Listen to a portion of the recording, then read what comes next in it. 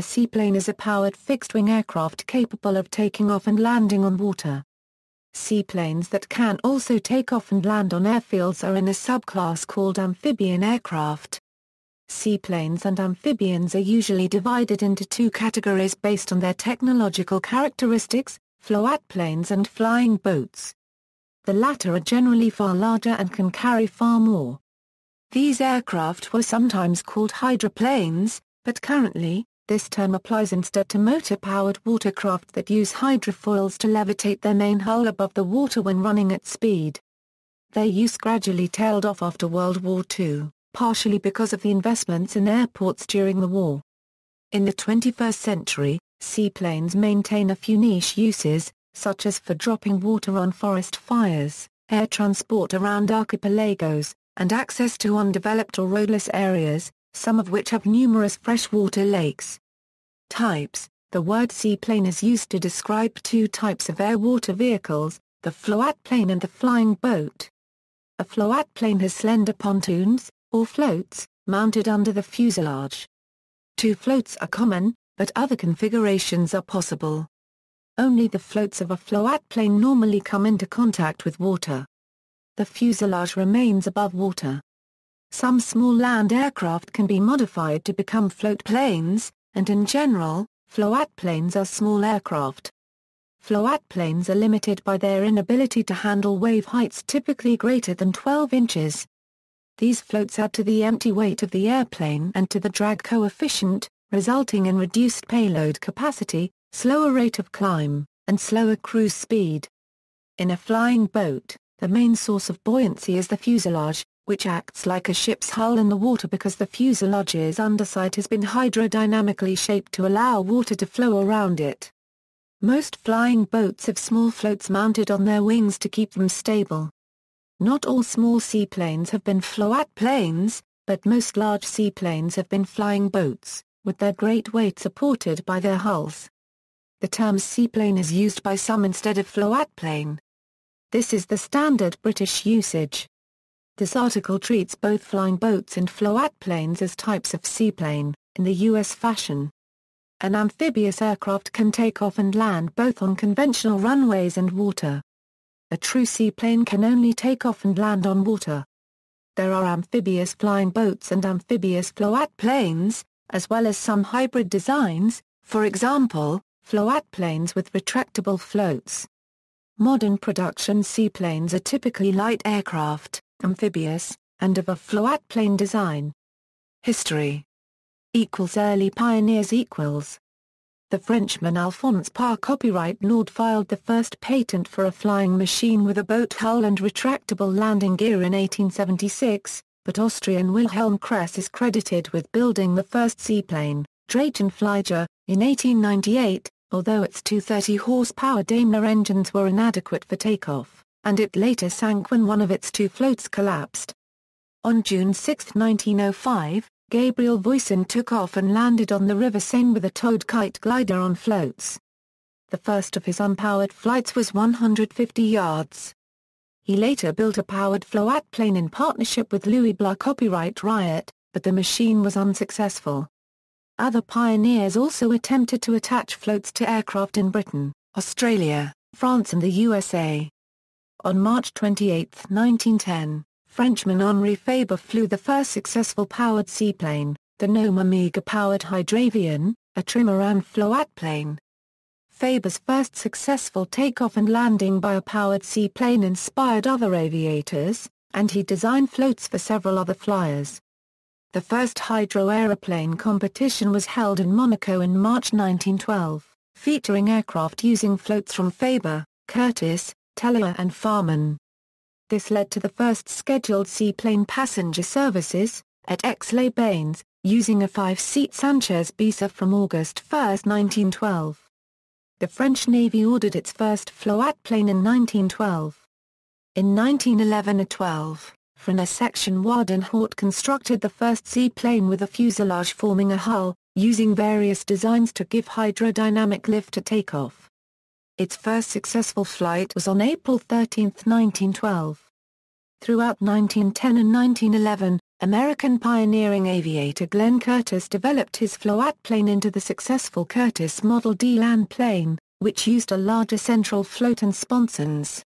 Combining floats with wheels, he made the first amphibian flights in February 1911 and was awarded the first Collier Trophy for U.S. flight achievement.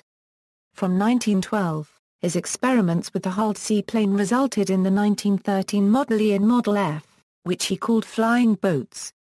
In February 1911, the United States Navy took delivery of the Curtiss Model E and soon tested landings on and takeoffs from ships, using the Curtiss Model D. In Britain, Captain Edward Wakefield and Oscar Knospelius began to explore the feasibility of flight from water in 1908. They decided to make use of Lake Windermere in the Lake District, England, a Euro unregistered trademark S largest lake.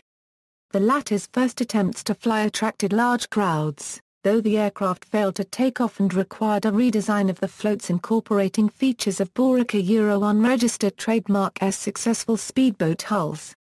Meanwhile, Wakefield ordered a floatplane similar to the design of the 1910 Faber Hydravion.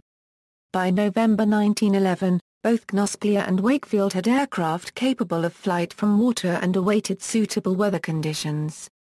Knospelius' flight was short-lived, as the aircraft crashed into the lake. Wakefield, a Euro unregistered trademark S pilot, however, taking advantage of a light northerly wind, successfully took off and flew at a height of 50 feet to Ferry Nab, where he made a wide turn and returned for a perfect landing on the Lake Euro unregistered trademark S surface. In Switzerland, Emilt had a copyright-only equipped the Dufo 4 biplane with swimmers and successfully took off in 1912. A seaplane was used during the Balkan Wars in 1913, when a Greek Astra Hydravion did a reconnaissance of the Turkish fleet and dropped 4 bombs. Birth of an industry. In 1913, the Daily Mail newspaper put up a £10,000 prize for the first non-stop aerial crossing of the Atlantic, which was soon enhanced by a further sum from the Women's Aerial League of Great Britain.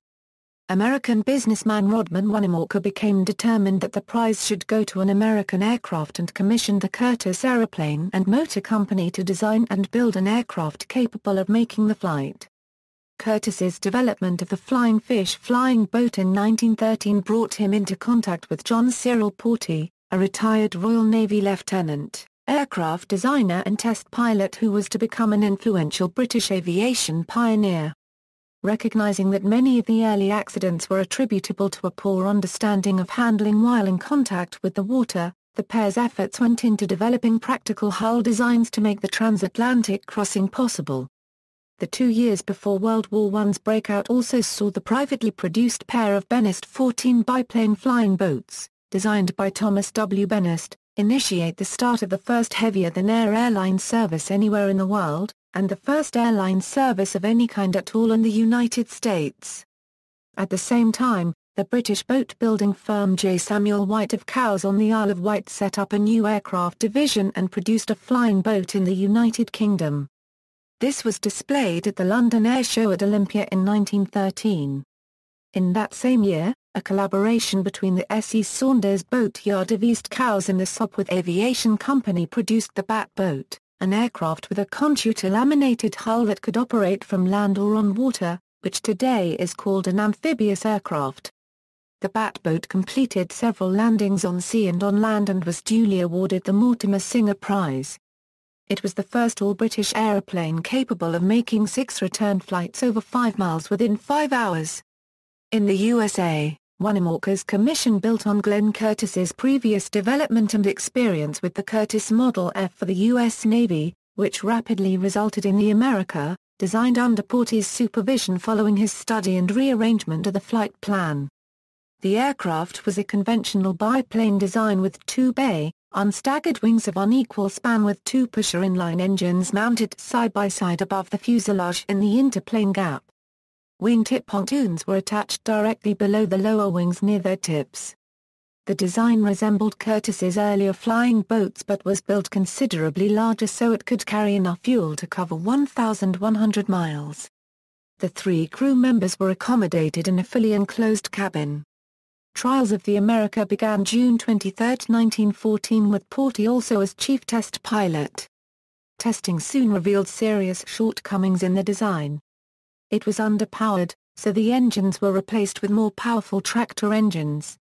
There was also a tendency for the nose of the aircraft to try to submerge as engine power increased while taxiing on water.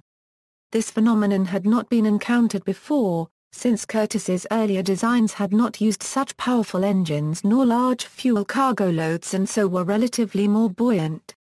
In order to counteract this effect, Curtiss fitted fins to the sides of the bow to add hydrodynamic lift, but soon replaced these with sponsons, a type of underwater pontoon mounted in pairs on either side of a hull.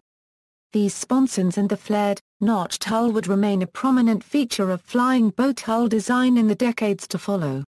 With the problem resolved, preparations for the crossing resumed. While the craft was found to handle heavily on takeoff, and required rather longer takeoff distances than expected, the full moon on August 5, 1914 was selected for the transatlantic flight. Porty was to pilot the America with George Hallett as co-pilot and mechanic. World War I. Curtiss and Porty's plans were interrupted by the outbreak of World War I. Porty sailed for England on August 4, 1914 and rejoined the Navy as a member of the Royal Naval Air Service. Appointed squadron commander of Royal Navy Air Station Hendon, he soon convinced the Admiralty of the potential of flying boats and was put in charge of the Naval Air Station at Felixstowe in 1915.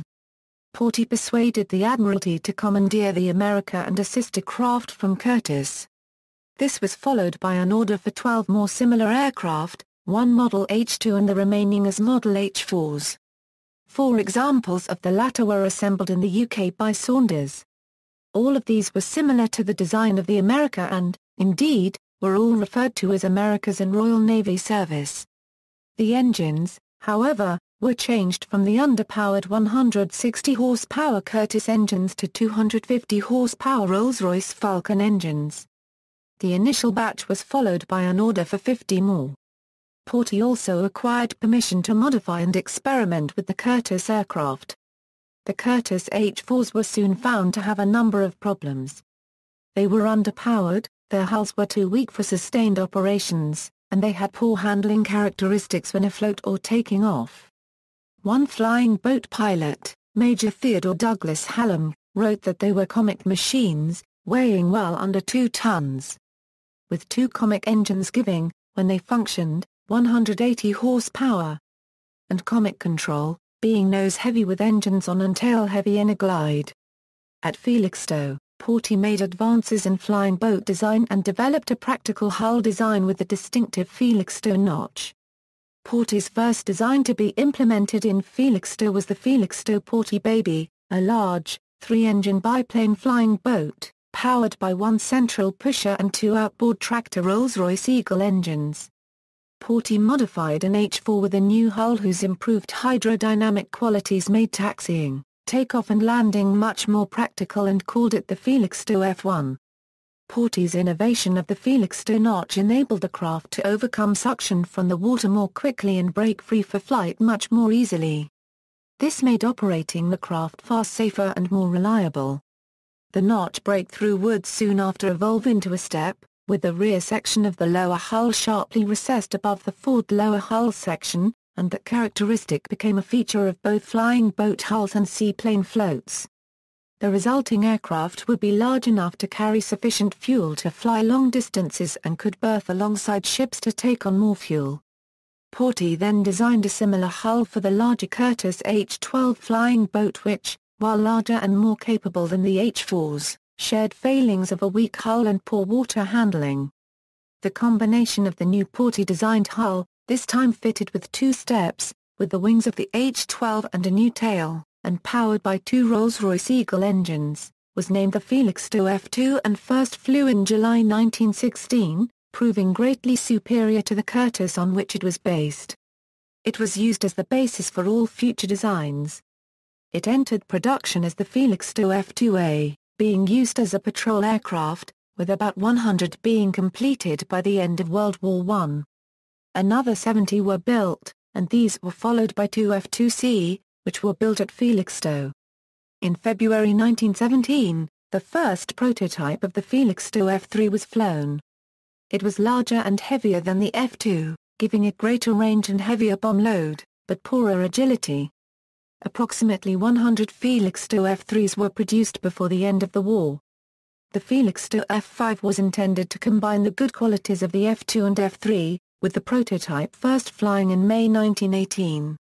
The prototype showed superior qualities to its predecessors but, to ease production, the production version was modified to make extensive use of components from the F3, which resulted in lower performance than the F2A or F5. Porter's final design at the Seaplane experimental station was the 123-foot span 5-engined Felixstowe Fury triplane. F2, F3, and F5 flying boats were extensively employed by the Royal Navy for coastal patrols and to search for German U-boats. In 1918, they were towed on lighters towards the northern German ports to extend their range.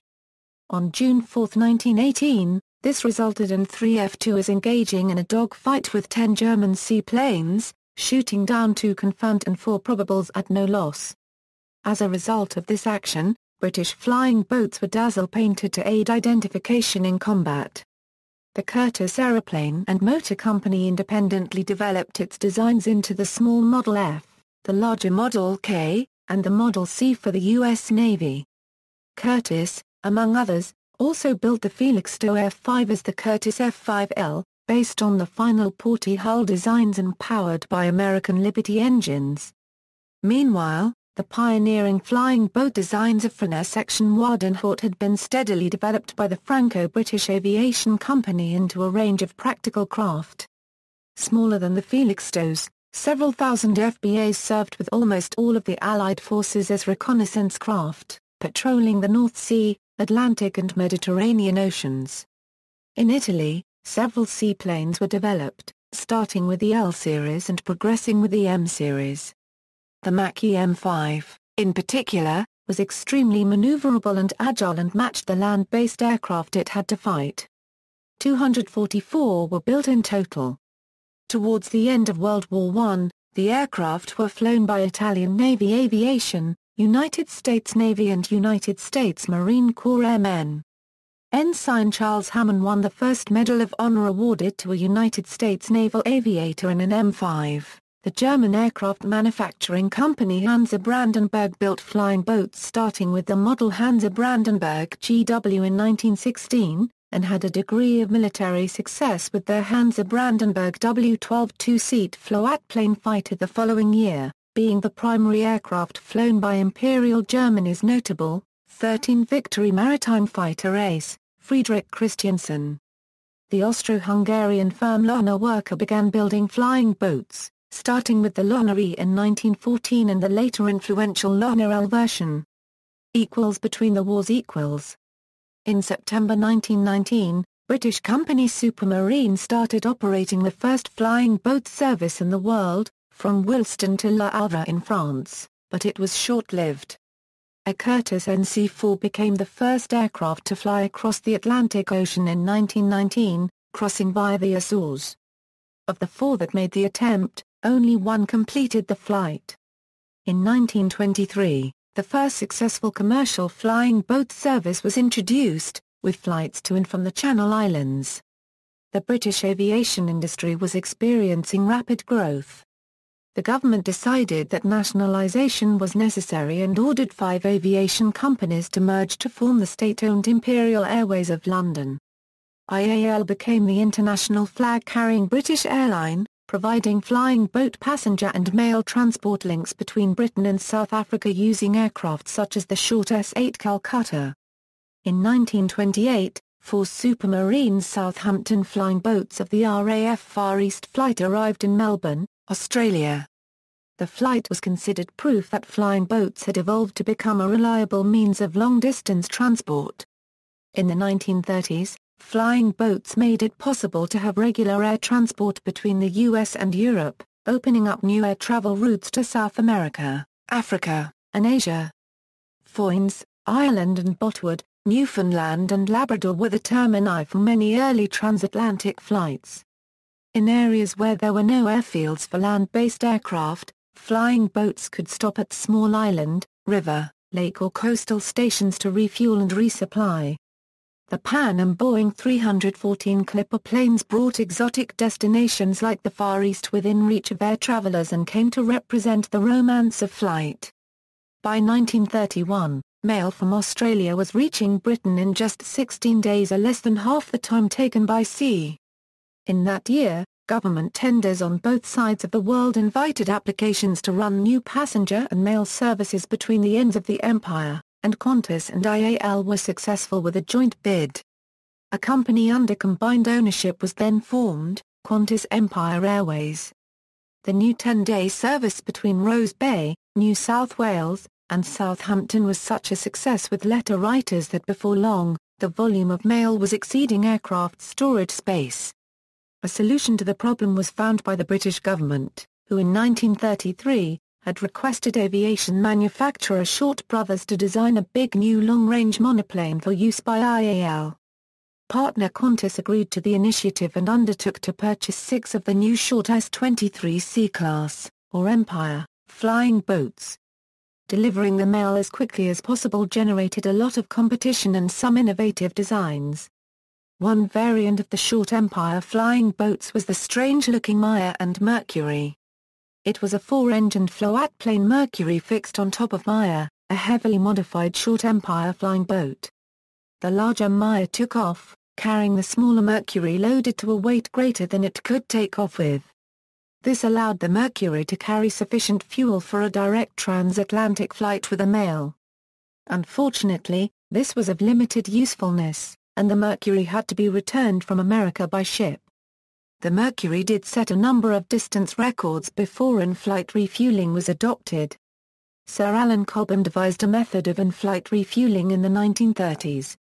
In the air, the Short Empire could be loaded with more fuel than it could take off with. Short Empire flying boats serving the transatlantic crossing were refueled over Foynes.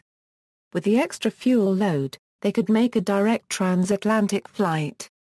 A Handley-paged HP-54 Harrow was used as the fuel tanker.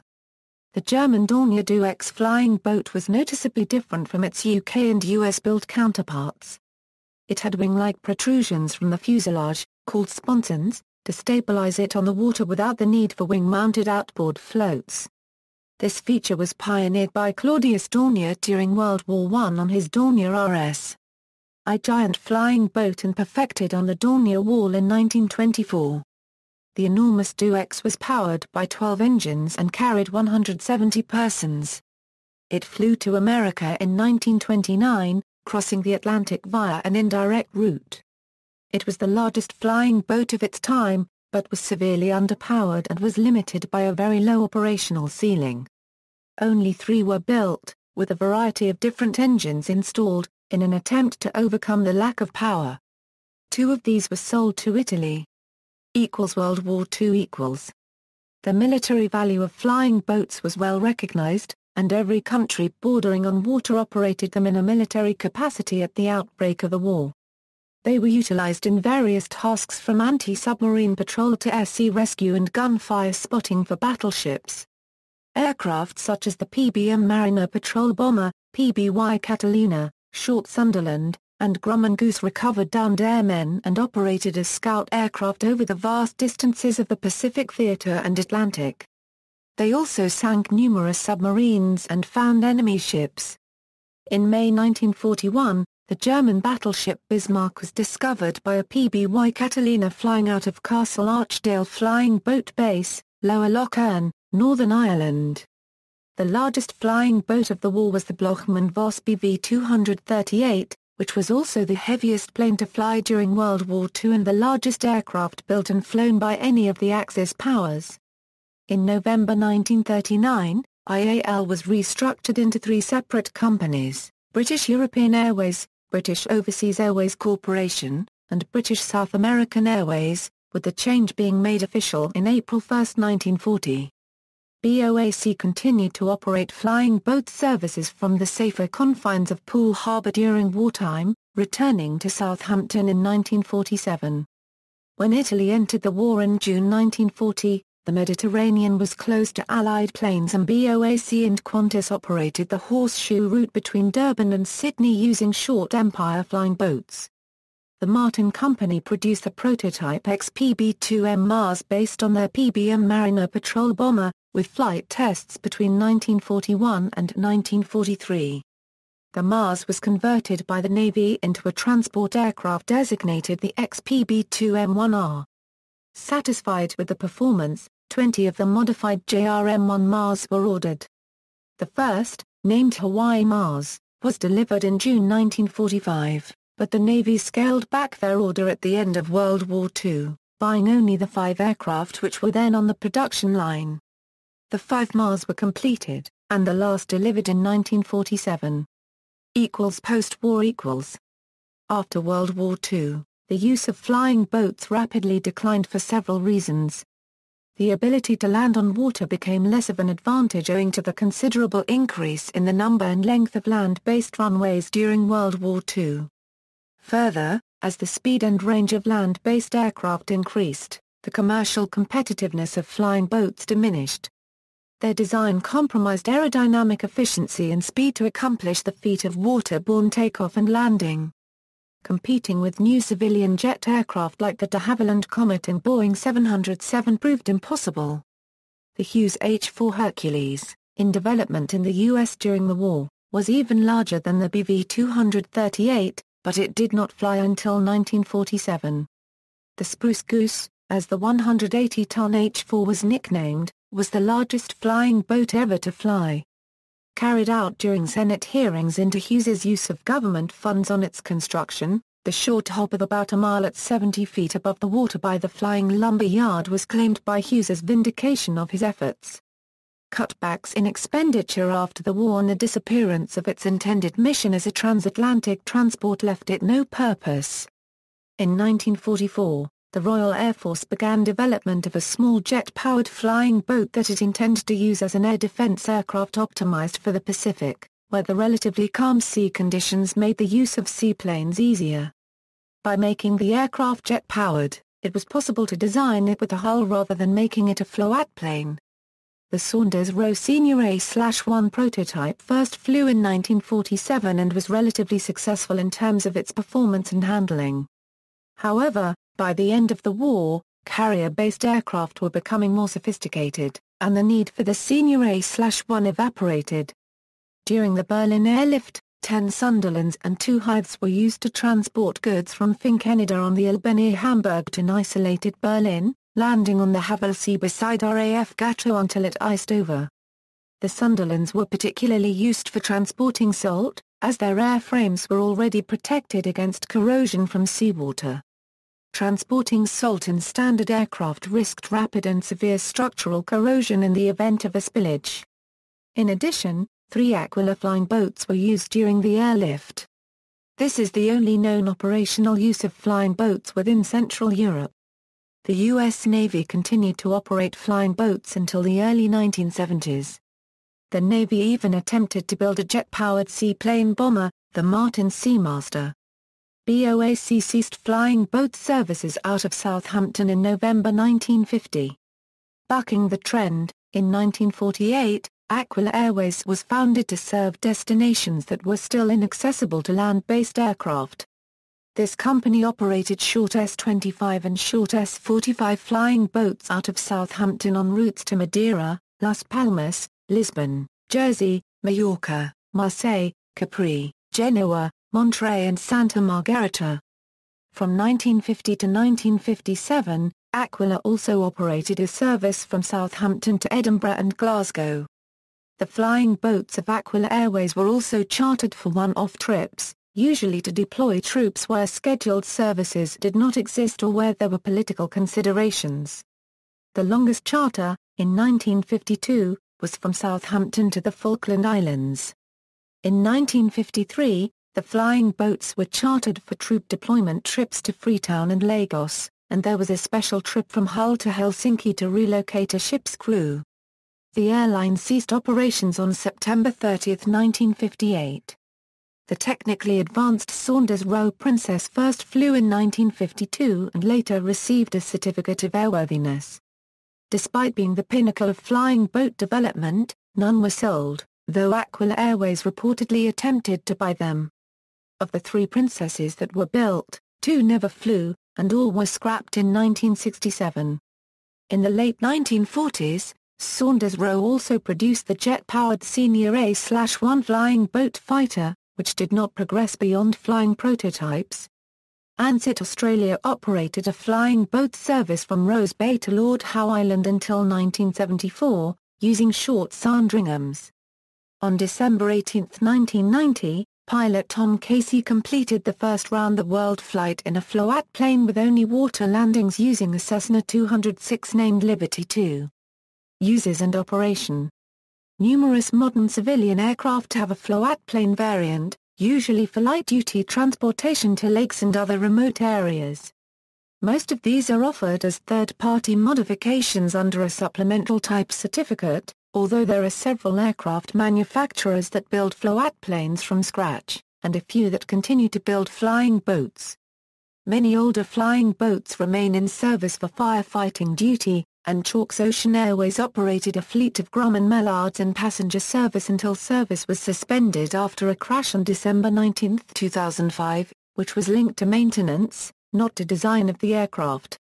Purely water-based seaplanes have largely been supplanted by amphibious aircraft. Seaplanes can only take off and land on water with little or no wave action and, like other aircraft, have trouble in extreme weather. The size of waves a given design can withstand depends on, among other factors, the aircraft's size, hull or float design, and its weight, all making for a much more unstable aircraft, limiting actual operational days. Flying boats can typically handle rougher water and are generally more stable than floatplanes while on the water. Rescue organizations, such as Coast Guards, are among the largest modern operators of seaplanes due to their efficiency and their ability to both spot and rescue survivors. Land-based aircraft cannot rescue survivors, and many helicopters are limited in their capacity to carry survivors and in their fuel efficiency compared to fixed-wing aircraft. These are even more limited in range.